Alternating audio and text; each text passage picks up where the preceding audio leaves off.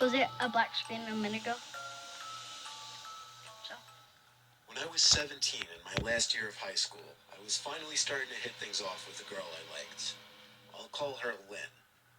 Lynn was a big pot smoker. At the time, it really wasn't my thing, but I went along with it just because. I live a couple blocks from her, so I always walked before I got a car. Across the street from her house is a park. Commonly at night, she'd instant message me on AOL to come hang out at the park. Sometimes we'd just sit on the playground at night and talk for hours. Sometimes she'd convince me to smoke with her. It was always such a private place to hang out and talk, especially at night. A line of thick trees surrounded the playground as well, creating a wall of sorts.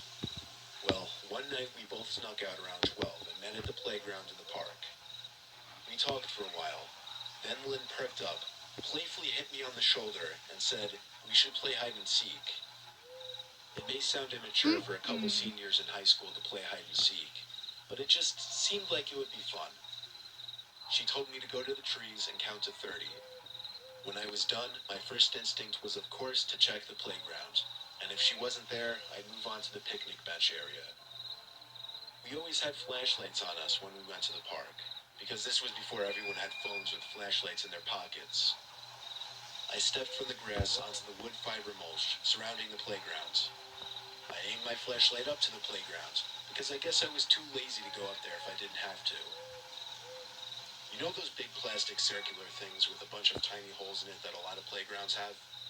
Maybe not, but there was one of those things up at the highest level of the playgrounds, and through a bunch of holes, I could see what appeared to be skin and a jacket, but what stood out the most was her eye peering through one of the holes. Instead of going up there right away, I decided it would be fun to kind of mess with her. I waved the flashlight around the playground, pretending like I didn't see her. I was going to walk to the picnic area, turn on the flashlight, walk around to the trees, back to the playground, sneak up on her, and scare the living daylight out of her. Don't ask me why, I just wanted to. I walked to the picnic area, shut off the flashlight, and snuck back over to the playground. I was careful not to make noise as I crept through the wood chips that the playground sat on. Before I could even step foot on the first platform of the playground, something grabbed my arm and pulled me. I actually screamed, but stopped when I heard Lynn's laughter. I turned on the flashlight and was relieved to see it was her. The prank obviously backfired completely. After that, we went back up to the second level platform of the playground that we always chilled in. I asked her if she knew that I saw her behind that plastic thing at the top of the playground, but she was confused. She acted as if she never went up there. I explained to her that I saw someone up there.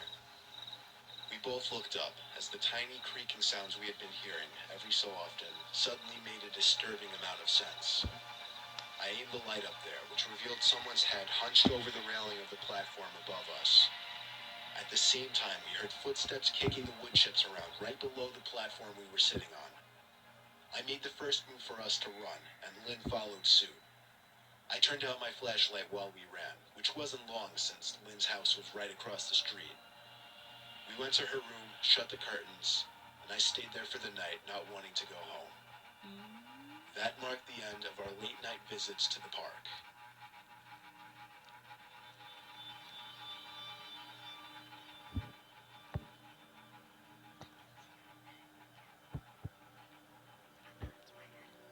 Do you have any memories from when you were a little kid that just make you uncomfortable to think about? Especially since you were so young at the time that you didn't know any better? Well, this is mine. My mom used to take me to this really big playground in my town. And when I say really big, I'm not exaggerating. It was probably the biggest playground you'd ever see. If only I knew the name of it. The playground was entirely wooden, and every Saturday and Sunday there would be at least 50 kids playing across it, with the parents all tucked away in the shaded area reading their magazines and whatnot. One typical busy day at the playgrounds, I was running along a big open platform when an older woman stopped me and said hi. She kept going on and on about how cute I was, and how she loved my blonde hair. It started to seem like she knew me based off the way she was talking to me. And then she told me that my mom left and that she told her to take me home. Keep in mind, I was only 6, so I believed her. The woman took me to the parking lot, to an old station wagon where a man, I now presume to be her husband, was sitting in the driver's seat. He acted all friendly to me as the woman motioned me into the back seat, but I remember him yelling and lecturing at her about something. The man drove very aggressively and quickly as he was leaving the parking lot. We came to the light at the exit of the park. It was red. Just then, a car pulled up behind us and laid on the horn. I looked behind us, and it was my mom's car. The man blew through the red light, which even I picked up on, and started flooring it down the streets. I started to cry and scream as I realized my mom didn't know these people. It looks so cool on the man camera. pulled the car over Look out. and yelled at the top of his lungs at me to get out of the car. I opened the door, still crying my eyes out in fear. My mom pulled up next to me, ran out of the car, and hugged me. In the heat of the moment, she didn't get the tag number, nor was she able to call the police since this was 2001 and there were no cell phones. I really wish I didn't remember this day so clearly.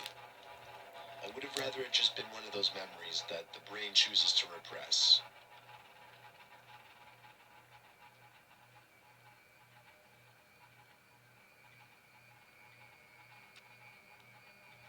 I'm a single father currently living with my 5-year-old son.